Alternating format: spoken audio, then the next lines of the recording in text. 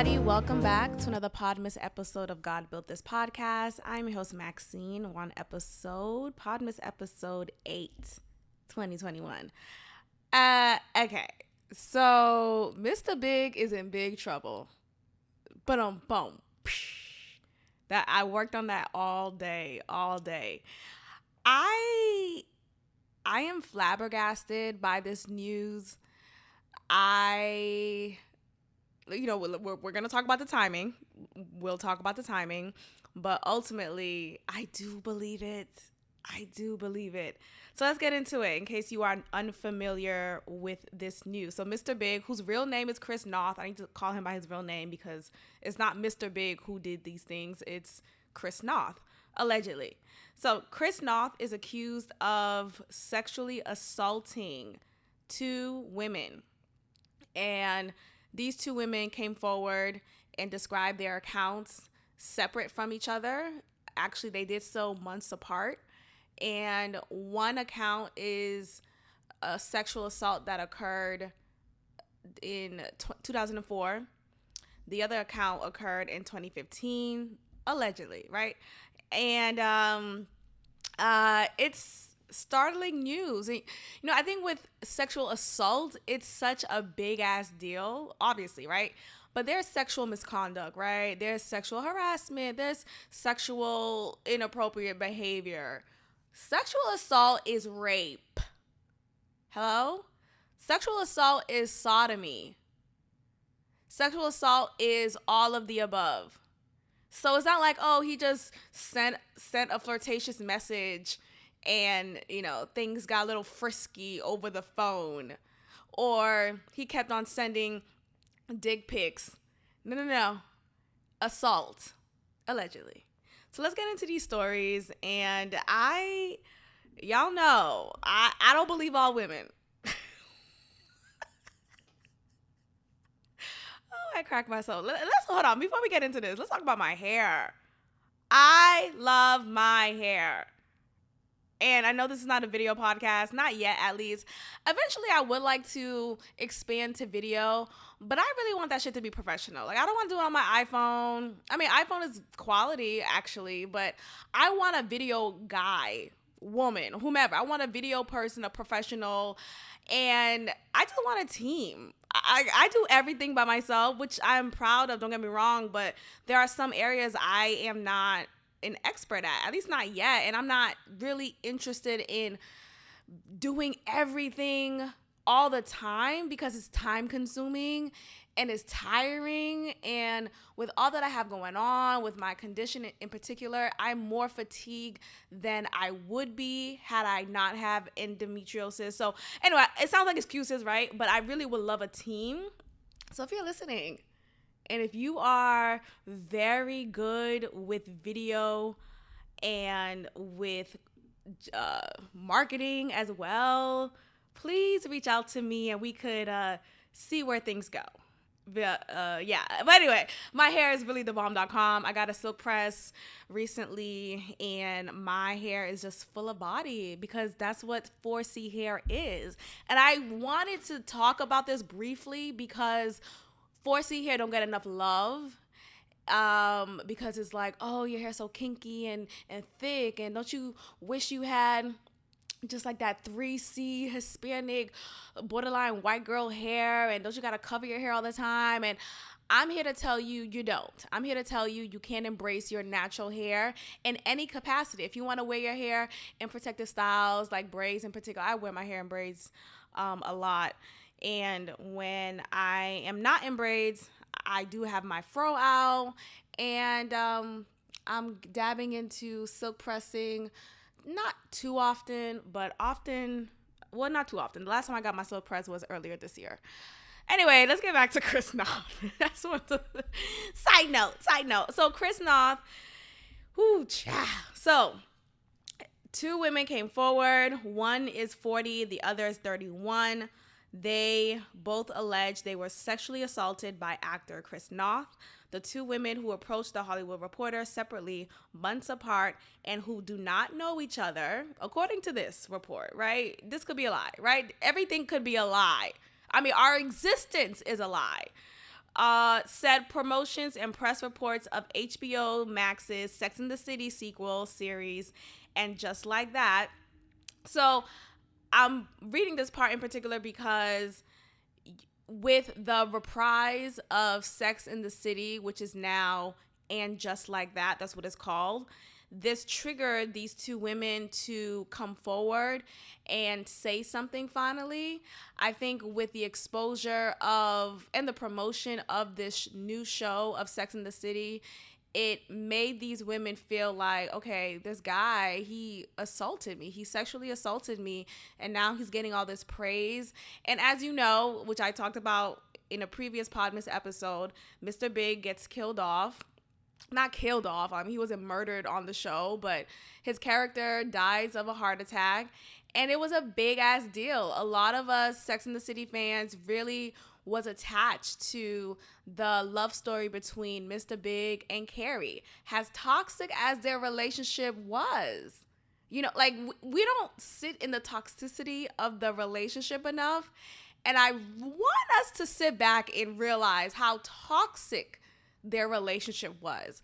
Now, doesn't mean I wish death upon him. Not at all. It's just that when things are now revealed more and more after someone's death, you get to realize, oh, this person wasn't all this cracked up to be. So yeah, Mr. Big was just a trash ass nigga on the show, and he turns out to be a trash ass nigga in real life. And I am disappointed. I'm very disappointed. So let's describe some of these moments. So Lily, she describes that hold on, let me get to that specific part. Okay, so Zoe, okay. Her name is Zoe. Well, actually, I think this is like a pseudonym because they don't want to come out with their real names, and they may have some compromising positions, which is fine. So Zoe is the name given. And this story takes place in 2004. She just graduated college. She's 22 at the time, and she moved to LA to work in an entry-level position for a high-profile firm where Chris Noth, and other celebrities regularly had business. So she met him through her job. He would walk by her desk and flirt with her. He somehow got her number from the directory and was leaving messages on her work phone. Her boss was like, Mr. Big's leaving messages on your voicemail, she says. That now former boss tells the Hollywood Reporter she witnessed Noth talking to Zoe at her desk. Zoe also let her listen to some kind of flirty voicemails from him. The ex-boss said he thought it was odd that Noth, who was 49 at the time, had gotten Zoe's number and left those messages, but says she didn't find it alarming. And I don't find that alarming either. People flirt, right? Like that's nature. And it doesn't matter how old you are, how much of an age gap is between you and the person who's flirting with you. That is nature. Now, at this description here, nothing necessarily assaulty like is happening. He's not taking his dick out and say, suck this bitch. You know, he's not pinning her against a wall and holding her hostage. Like, none of that is happening. What we're reading, what I just read, is just a buildup of what was eventually allegedly taking place afterwards. So, Noth lived in New York. And let's give some more context as well. So, 2004 was definitely at the height of Sex and the City. Some more. Sex and the City started in 1999 and ended, let's see, Sex and the City. Yeah, I remember when I first watched Sex and the City. And of course, I was at home in Boston and living with my parents. And we just had cable, and it's a 3-bedroom home. So I shared a bedroom with my sister. My mom and dad have their bedroom, and there's a bedroom downstairs in the basement. The TV in my bedroom, my sister was already watching her show, and I really wanted to watch Sex and the City. So I went to my mom and dad's room, which is like right across from mine, and started watching Sex and the City. My mom and dad was in the room. So I'm watching Sex and the City. Mind you, I'm probably like 12, maybe 13, maybe 14. But I'm young. I'm not older at this time. And I'm watching this show.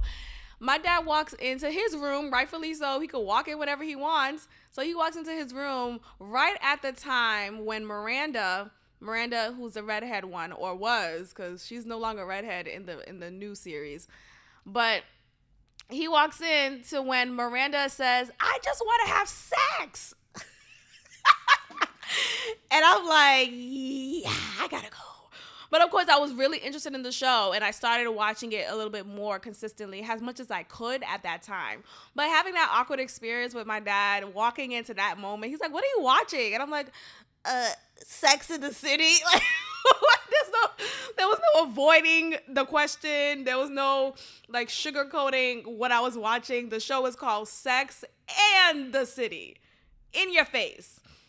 But yeah, anyway, so yeah, the show started in 1998. It lasted for 6 seasons. So probably around 2004, it was still at its peak and was about to wrap up soon after.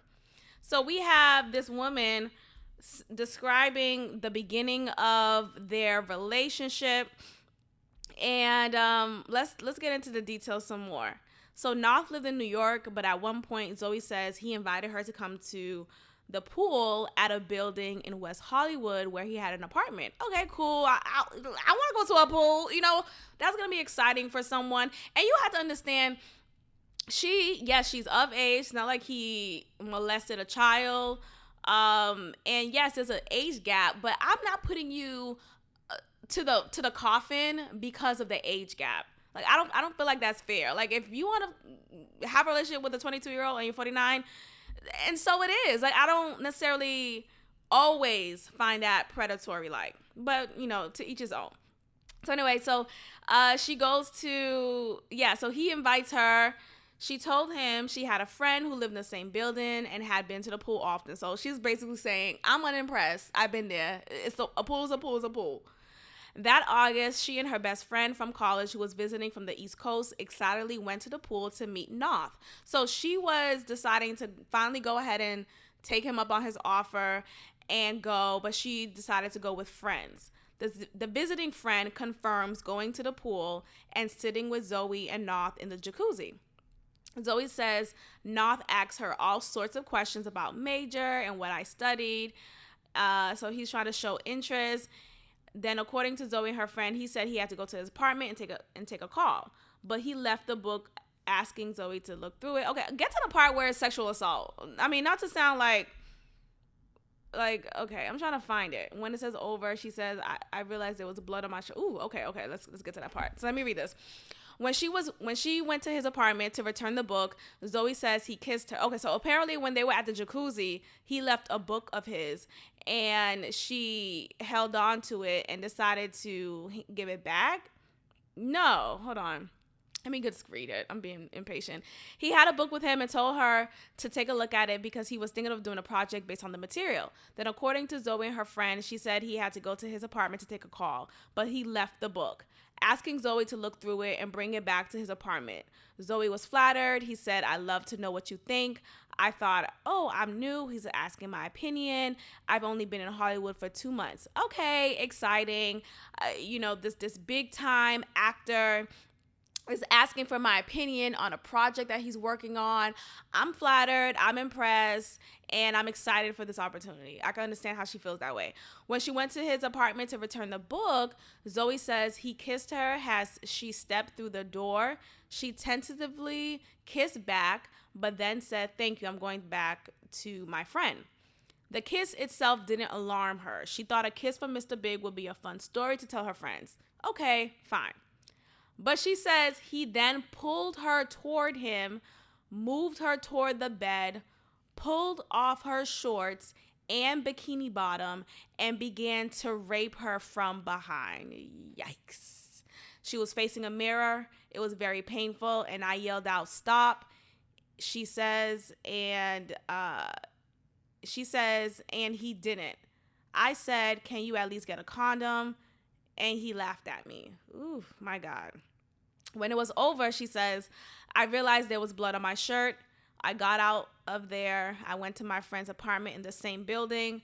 The friend visiting from college was already there. She says, I walked right in and went to the bathroom and tried to get the blood off of my shirt.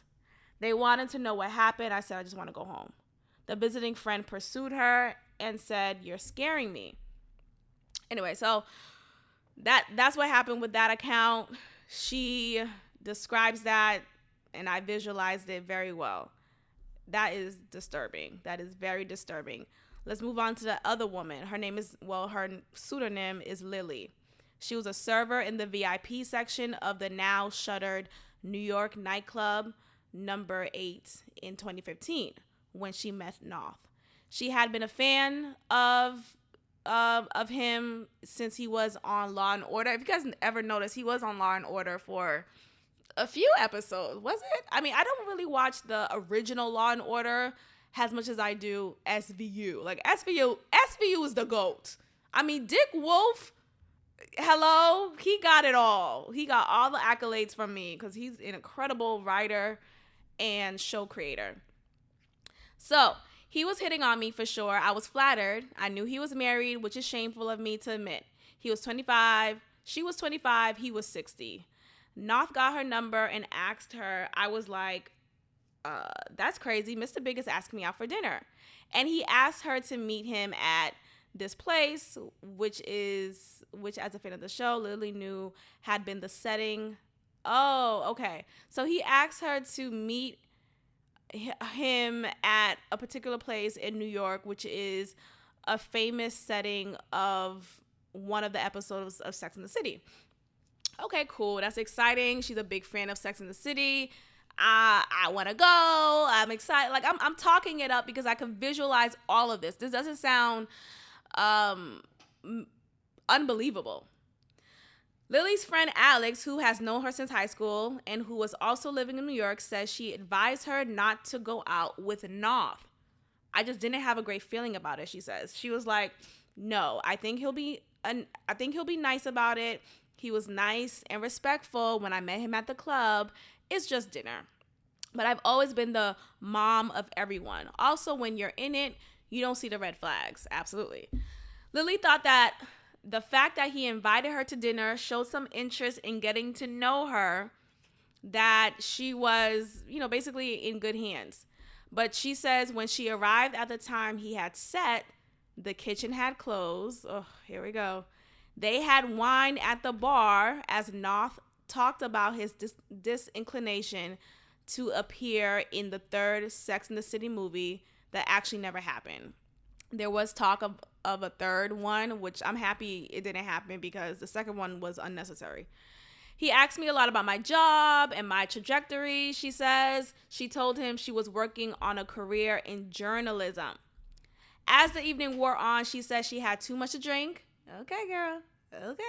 But sometimes you get a little past yourself. You have a good time. The guy in front of you is Mr. Big. I think with this, it's, I don't want to put too much blame or any blame really on the women this time, right? This time.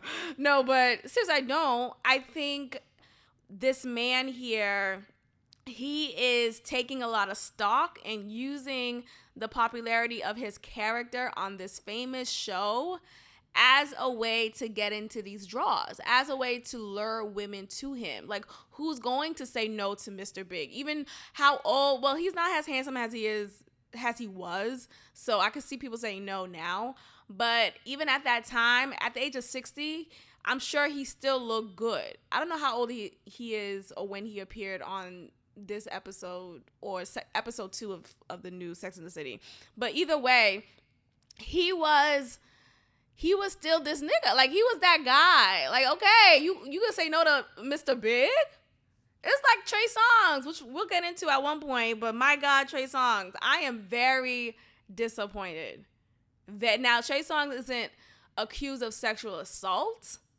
And I hope that doesn't come out in the news anytime soon or period. But there's a lot of accusations against him of just horrible, just weird, creepy behavior. There was one story that I talked about when it came out, when he had 2 girls. These girls are known being hoes and groupies amongst many celebrities. And they were in a hotel room and they were about to have sex or something, and he wanted to pee on her, or he just started pissing on her. And she just thought it was weird, but it just happened. Now, look, not my jazz, but who am I to say that's inappropriate? Like, people like weird things. It may be weird to me, but what's weird to me doesn't mean it has to look predatory. Doesn't mean it has to look illegal, right? Like, if you want to shit on your nigga, then like literally shit on him. Okay, like that has nothing to do with me. That's fine. Like, as long as it's consensual, right? So, a lot of people were giving him slack on that, and I kind of defended him at that time. I was like, well, ultimately, what you do in your business, is your business. What you do in the bedroom is your business. What you decide to do sexually with your partner, as long as it's consensual, it's your business. No matter how weird it is, people like golden showers. I don't know what about it. Some people like to be pissed on. Something about the warmth of the piss. Now, let me tell you something about piss. When I pee, it feels like heaven has opened. And what I mean by that is the gates has really just opened. It finally opened because I peed. Because I finally released what's been locked in my bladder and it's out. There's a feeling about peeing, especially when you've been holding on to a piss, or especially if you have a condition that increases your bladder or weakens your bladder. And every time you pee, it feels like a relief, which is what I experience every time. Like, most of the time, really. Well, no, really, every time. So every time I pee, it's like, oh my God. Now, if that sensation is the same sensation people get when they get pissed on, then I understand. I mean, okay, it's just a piss is a piss is a piss is a piss, right? Look, not my jazz, but I can understand. Anyway, let's get back to this. So, what happened? So she goes to where was I? Okay, so she goes to the dinner. The kitchen was closed, unbeknownst to what was revealed to her earlier. The evening wore on. She started drinking a little bit too much, and she was to the point where she felt like she was blacking out. She says her fan worship of Noth was such that she almost felt she was having an out-of-body experience just being on the date. I get it. I get it, girl. Like, of course I'm going to drink. This is the once in a lifetime moment. Oh my God, this brings me back to Trey Songz. I remember in undergrad, me and my friends, we were talking about if Trey Songz, like, we just randomly said his name, and we said, if Trey Songz was here right now and said, I want to go out with you, and would you go out with you, meaning like go out and sleep with you, would you take him up on the offer or not? And one of my friends was like, hell yeah, like, that'll be a once in a lifetime opportunity. Like, why not? It's Trey Songz. And I, at that time, wasn't as boastful in my opinions all the time. I mean, I was pretty boastful in my opinions, but like, when it comes to sexual stuff, I still kept that to myself at that time. But in my head, I was agreeing with my friend, like, hell yeah, if I had an opportunity at that time, not now, especially not now, because he's a fucking, Trey Songz is not looking good. But damn, he has some good songs. So anyway, I understood why my friend said, hell yeah, she'll take that opportunity, because you have this man who, you love his music. You love what he makes you feel when you listen to his music. It's like, why not see this opportunity out? Like, I mean, look, I've never been compromised or approached by anybody in that sense. So nothing happened. But I'm just saying, I can understand when someone is in the presence of of a celebrity, of an artist they worshipped, essentially, or just like really just enjoy and dig their music, and you find interest in me, you want to take me out to dinner, you invited me to your apartment, you want to have, hear my opinion on a book, like, okay, like I could understand. Not to say that I would necessarily. I think it's something that you say, oh, you say that flippantly. Oh, I'll get a hall pass for this guy or for that, but it's not necessarily something that you really see it through. But if the opportunity arises, I can understand how someone would. Not to say I would. But anyway, so she's in this out-of-body experience. She's excited. She's drinking a little bit too much. The restaurant is closing at this point. He tells her his apartment is just around the corner. Oh, how convenient. Of course your apartment is just around the corner. Let's go. She says, so Noth had owned a Greenwich Village apartment since 1994. He had a collection of whiskeys that they could sample. Like, nigga, I'm already drunk. Now you want me to sample whiskey? He knew what he was doing. God, I was not super sexually active, not wild and crazy, Lily says. Now she finds it humiliating to admit that she didn't think he would try to sleep with her. I thought, we're going to drink whiskey and talk about his acting career. It sounds so stupid, she says. The apartment was an amazing place. We were listening to music, and he has all these books about art and fashion. He tried to make out with me. I cautiously entertained it. He's older and looked older. He kept trying and trying and trying, and I should have said no more firmly and left. And then the next thing I knew, he pulled down his pants and he was standing in front of me. He thrust his penis into her mouth, she says. At that point, bite that shit. I can't, obviously she can't go back in time, but I think that would, but when you're in a moment where you're caught off guard, you're not always going to defend, right? There's this flight, or was it freeze? Fight or freeze? Hold on, I'm tell you right now. Freeze, flight or freeze? What is it? Flight or freeze? Yeah, no, flight or fight response, right? And so basically meaning when you are in a position where something traumatic is happening to you, your response is an automatic physiological reaction to an event that is perceived as stressful or frightening. The perception of threat activates the sympathetic nervous system and triggers an acute stress response that appears the body to fight or flee. Also, to add to that, you might find yourself freezing in the moment. So not everyone deals with trauma in the same way. So some people may fight, some people may flee, and some people may freeze. Like, it may be so traumatic that they don't even know, they can't even comprehend to turn around and run.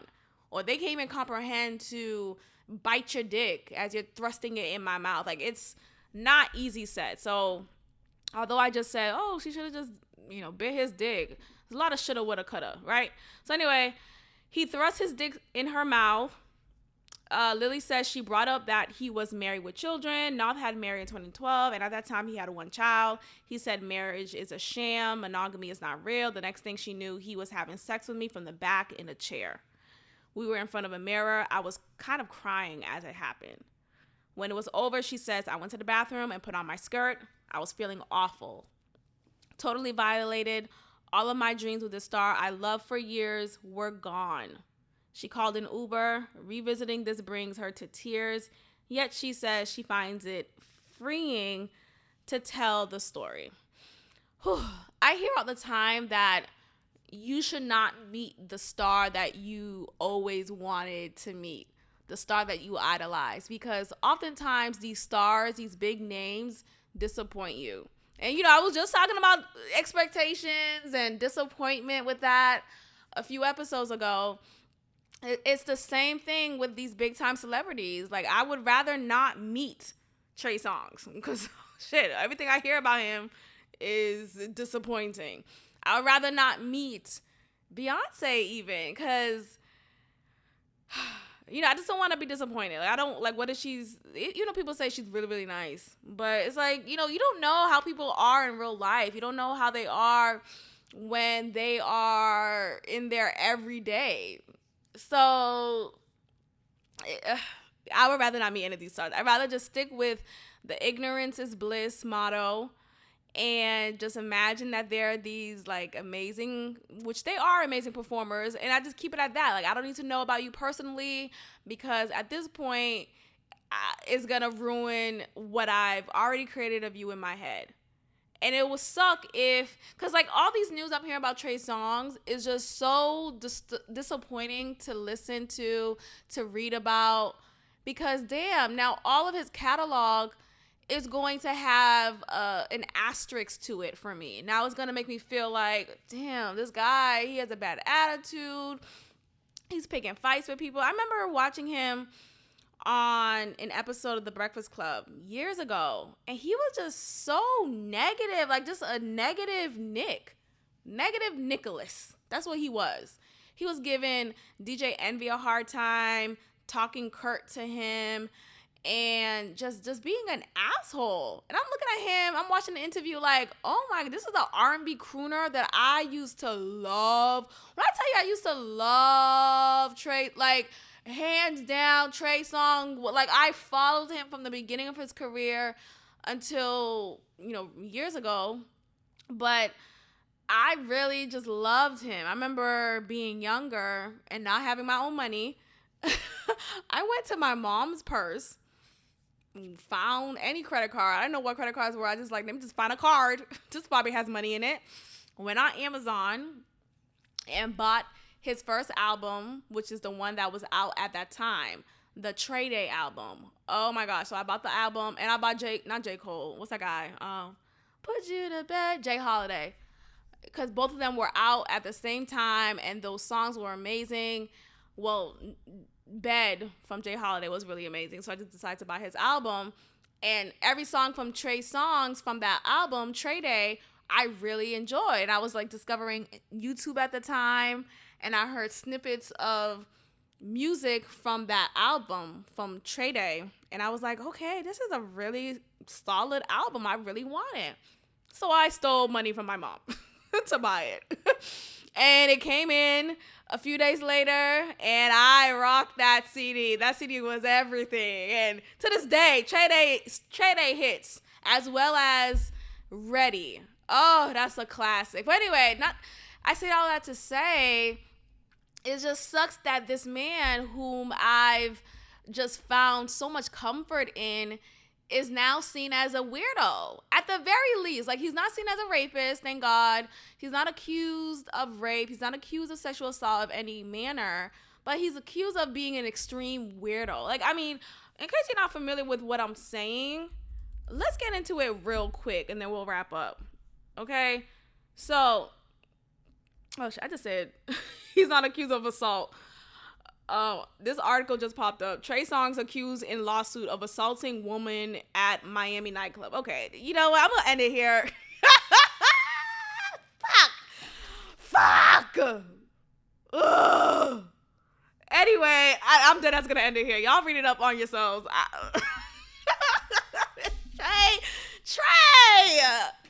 Trey. Anyway, let's end it here. Thank you guys for listening, and I will check in with you guys tomorrow again.